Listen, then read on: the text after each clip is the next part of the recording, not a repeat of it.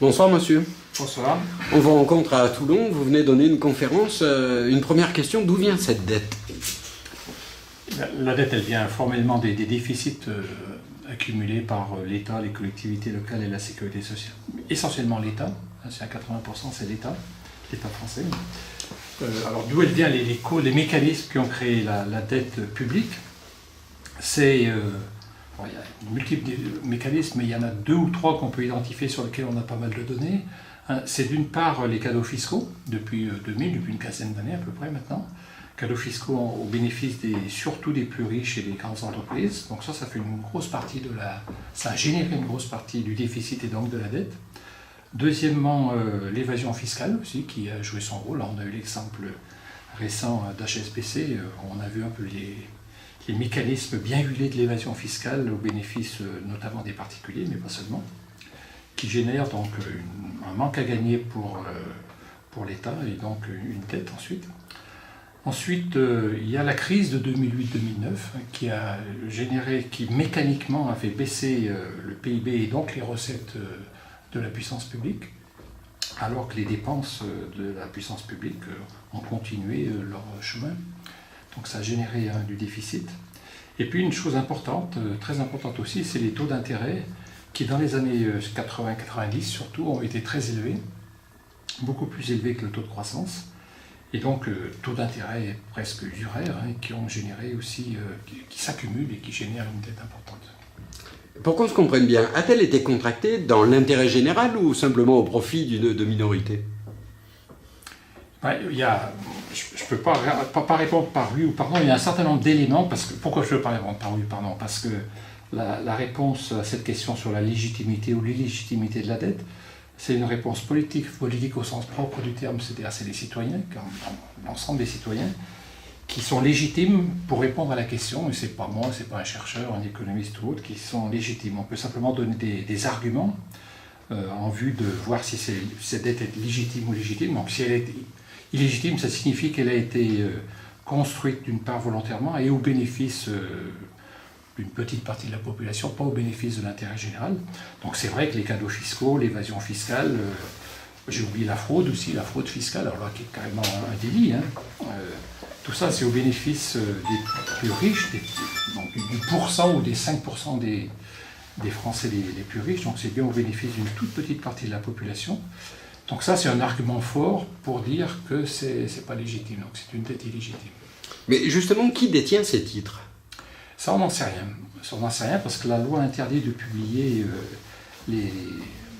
ceux qui possèdent les titres de la dette publique française. On sait simplement qu'il y a en gros les 2/3 de ces gens-là sont des non-domiciliés en France, ce qui signifie pas grand-chose en fait, parce que vous pouvez très bien avoir un Français qui a acheté des titres de la dette française par l'intermédiaire d'une boîte au Luxembourg, par exemple. Donc il sera défini comme luxembourgeois alors qu'il ne l'est pas du tout. Donc ça a intérêt. Donc on ne sait pas qui détient la dette française. Mais ce principe d'opacité n'est-ce pas là le corps du problème? C'est un point important. C'est un point important parce qu'il peut y avoir une partie de la dette qui est détenue soit par des fonds de pension, soit par y compris des fonds de pension français ou européens, soit par des assurances-vie par exemple, qui ont acheté des titres de la dette. Donc il peut y avoir une partie de la dette qui appartient à des petits épargnants, des gens un peu monsieur tout le monde. Et c'est vrai qu'en termes de solutions, on peut penser qu'il ne faut pas traiter de la même manière les gens qui sont des retraités assez pauvres ou de la classe moyenne, et puis les gens qui gagnent des millions par mois. On peut être un peu plus dur avec ceux qui ont d'énormes revenus. Donc il faudrait savoir qui détient la dette, c'est un argument important. Mais actuellement, il faudrait changer la loi. Mais il n'y a pas eu beaucoup de travail là-dessus en France, pour essayer de faire changer la loi. Vous qui êtes un spécialiste, pouvez-vous nous dire si on peut alléger son fardeau autrement qu'en appauvrissant les populations? Parce qu'en fait, aujourd'hui, le mécanisme de la dette appauvrit les populations. Y a-t-il une autre solution? Oui, il y a eu, dans l'histoire ancienne et dans l'histoire récente, il y a eu des milliers d'annulations de dettes publiques. des milliers. Notamment l'Allemagne au sortir de la guerre, si je ne me trompe. Notamment l'Allemagne au sortir de la guerre, notamment en 1953, qui a vu... Ce qui fera plaisir aux Grecs, hein, je crois. Tout à fait, hein, qui a vu sa dette publique, pas annulée, mais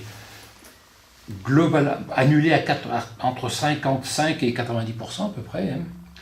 Hein. Il y a un économiste qui estime que l'Allemagne a bénéficié au cours du XXe siècle, je crois que c'était 10 000 milliards d'euros d'annulation de dette, donc ce qui fait la plus grosse annulation de dette en Europe au XXe siècle. L'Allemagne, donc, qui a bénéficié de conditions tout à fait extraordinaires et tout à fait favorables à son développement économique. Mais pas que l'Allemagne, hein, il y a aussi plus récemment la Russie, la Pologne, des pays d'Amérique du Sud comme la Bolivie, l'Équateur, et puis dans l'histoire, Cuba aussi un peu plus avant, l'Irak aussi très récemment, lorsque l'Irak a été envahi par les États-Unis. Les États-Unis ont annulé la dette publique de l'Irak. Mais rassurez-moi, alors on peut donc réduire une dette d'un pays et pour autant la vie peut continuer. Oui, c'est un gros argument, enfin, c'est un argument qui martèle sur tous les fronts des gens qui possèdent les titres de la dette, de dire si vous ne payez pas les titres de la dette, votre économie va s'effondrer, vous n'aurez plus accès au crédit. Et ça, c'est une idée fausse. C'est une idée de marketing, hein, c'est pas une idée, c'est un argument de marketing pour qu'on n'annule pas les dettes, mais de fait, hein, ça a été étudié par plusieurs chercheurs hein, qui montrent bien que globalement, les défauts de dette se traduisent très rapidement, c'est-à-dire en 1 an ou 2, par un plus très important pour les pays qui ont annulé partiellement ou totalement leurs dettes, et leur économie repart très bien. Alors qu'on voit l'exemple de la Grèce aujourd'hui, hein, qui a bénéficié d'une petite annulation de dette, mais avec des conditions inadmissibles il y a quelques années, qui est dans la panade la plus complète, hein, c'est-à-dire des millions de personnes qui sont dans l'hyper-pauvreté. Eh bien écoutez, je vous remercie, nous resterons attentifs. Et je vous dis à très bientôt. Merci, au revoir.